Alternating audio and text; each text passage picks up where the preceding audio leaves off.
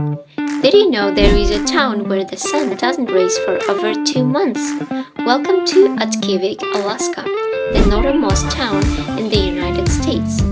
Every year, starting in mid-November, the sun sets and doesn't rise again until late January. That's about 65 days of continuous night.